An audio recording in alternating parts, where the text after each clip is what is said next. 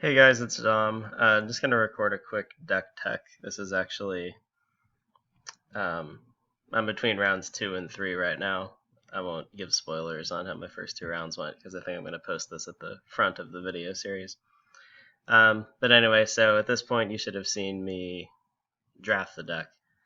And this is my pool, and here's what I decided to build. It's playing I'm playing 9 mountains, and then the 7 dual lands I drafted: Blood Crypt, Bloodsaint Mire, Graven Cairns, Dragon Skull Summit, Lava Claw Reaches, Temple of Malice, Blackleaf Cliffs. So 16 lands, and then my 3 mana artifacts: Mind Stone, Rakdos Signet, Everflowing Chalice. So I have 19 mana sources. It probably feels weird to have 16 land in a deck with such a high curve, but I'm sort of playing 19 lands. I've discovered after playing the first 2 games that the Chalice would probably have been better as Talisman of Dominance. It seems like I just could use the immediate colored mana more than I want to cast this for 2. But otherwise, I've been pretty happy with the lands. And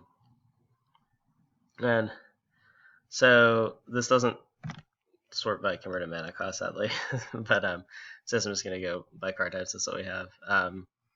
I have Batterskull and Wormcoil Engine, of course, my first 2 picks. And then other creatures, I've got the Thundermaw Hellkite, Storebreath Dragon, Flamewake Phoenix, Thunderbreak Regent, Falconwrath Aristocrat are like my big flying threats. I have several evasive flyers. I got the Shriekmaw on the main deck. And, of course, Boros Reckoner, which also combos with this Blasphemous Act, which I actually played in the sideboard I played the Harness by Force main deck in the first 2 rounds, but I've switched in the Blasphemous Act. I think it's going to be better. I wasn't super impressed by Harness. It seems a little bit, it's very good when it's good, but it's kind of situational.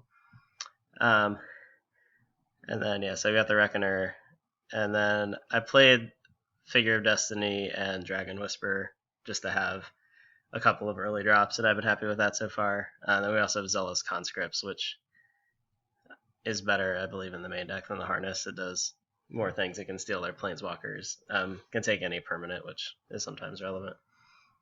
And so I've got basically 12 creatures if you count the Batterskull, and then if you count Koth and Karn, I basically have 14 threats, which I think is a pretty good number. And then we've got removal. I mentioned Blasphemous Act is my sweeper. I'm playing the Dreadbore and the Terminate, just the spot removal. And then I've got Rakdos' Return is kind of an alternate angle of attack. Something else the deck can do aside from just 1-for-1 and play flyers. Mizium Mortars, which good spot removal on turn 2 to buy time, or a good late game draw to clear their field. And Burst Lightning has also been good. Similar vein, early or late. So this Kolaghan's Command was one of the last cards I put in the deck, and I've actually been pretty happy with it so far. You see it's done some damage in Modern. I was thinking about playing the Blightning in that spot. That's why I wanted it on the curve, but I realized after some gold fishing that I wanted one more card that interacted with the board. Because these mana artifacts don't interact with the board. And neither does Rakdos' Return. And I just felt like I was having too many do-nothing effects on the board.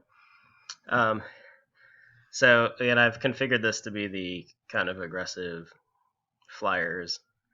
The more proactive plan. So post-sideboard, I have a lot of ways to beat up on control decks. Basically, I have Sire of Insanity, Goblin Ruin Blaster, which is a pretty major beating. It's a haste creature that attacks a land, and again, being able to hit a land is a big deal. You get some random man land or Academy Ruins or any sort of utility land or something. Olivia is one of the last cards I cut from the main deck, but I think she's just kind of slow. I don't have a ton of mana. I don't need a ton of mana sinks. I have so many of them. So I think it's a card that I will want sometimes against decks with X1s or just with other big mid-range decks. But I don't think I need it in the main deck. I have more removal in the sideboard. I have Murderous Cut and Bituminous Blast, which I decided were my weakest removal spells, but I may want access to post board. Murderous Cut can come in when the Shriekmaw is bad, or it can also just come in when you need more ways to kill things, and some of these creatures, the low impact creatures, aren't as good. Rakdos Charm is pretty versatile. I can bring it in against the artifact deck. I can bring it in against the player has the Splinter Twin combo, and also against the reanimation deck. So useful in some ways. This mountain comes in when I board in Ugin the Spirit Dragon, which basically is just I bring in it and the mountain against other slow decks, because this card is very, very powerful if you can cast it. Harness by Force will be good in the...